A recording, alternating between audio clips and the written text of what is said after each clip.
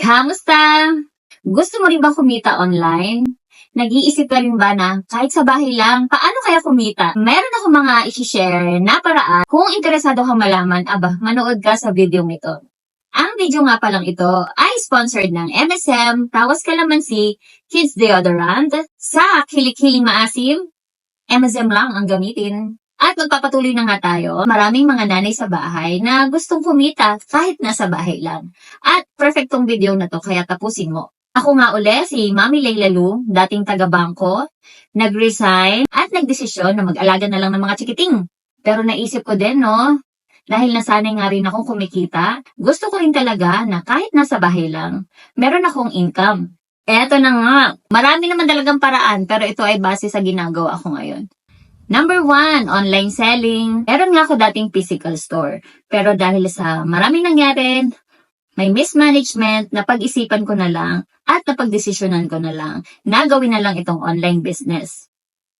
At okay din naman kasi nabawasan din naman yung mga expenses tulad ng rental.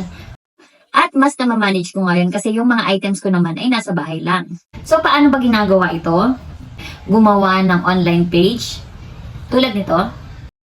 Diyan lahat ng transactions ginagawa ng mga customer para bumili sa akin. At dahil nga doon, meron akong income. Number 2, eto na nga, yung recent na ginagawa ko, vlogging. Dalawang paraan ako kumikita dito. 1 is kay Facebook. Nag-earn ako through ads on Reel, in-stream ads. Hindi rin siya madali bago siya nag-start na mag-earn. Magkano ang kinikita sa Facebook? Depende din yan sa tinatrabaho mo. So far sa akin, nagre-range yan ng 4,000 to 6,000 monthly. Sa 1.5 year ko bilang isang content creator. Okay na, hindi na masama. Sideline lang naman. Yung pangalawang paraan ko kung paano ako kumikita kay Facebook, naghahanap ako ng mga company, shops, para i-promote yung kanilang business. Pwedeng commission-based. Tulad nitong ice cream machine. Or pag kumuha ka rin naman ng franchise, tulad nitong takoyaki business. So, commission-based yan, kinikita ko dyan. Magkano? Mga 1,000 to 1,500 per close transaction. Pangatlo, kumikita din ako as video editor. Pwede ka din ditong kumita ng around 1,000 to 2,000. Depende sa usap nyo.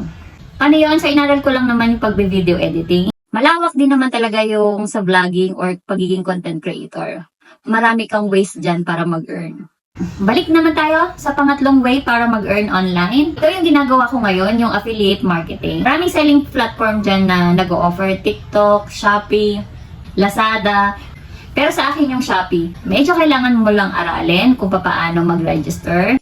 Tapos kailangan mo ring sipagan para mag-share ng link o kaya mag-product review na pinopost mo rin sa Facebook mo. Sa ngayon, ang total earning ko from this year, nag-apply ako as marketing affiliate noong April, na-approve ng June, at nag-start ako ng earning by July. At as of October, ayan na po yung total earnings natin. Ang video nga pong ito ay hindi pagyayabang, malinawin ko lang po. Ito po ay para ma-inspire at magkaroon ng idea na meron merong chance talaga kumita sa online. Marami pang ibang paraan.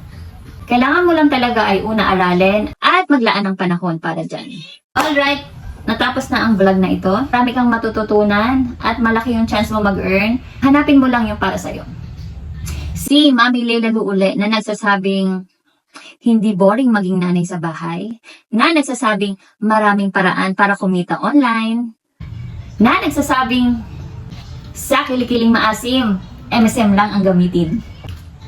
At dito na nga nagtatapos ang vlog na ito. Kung meron ka pang alam ways to earn online, comment down here para makatulong sa iba. O siya, tatrabaho na tayo. Bye!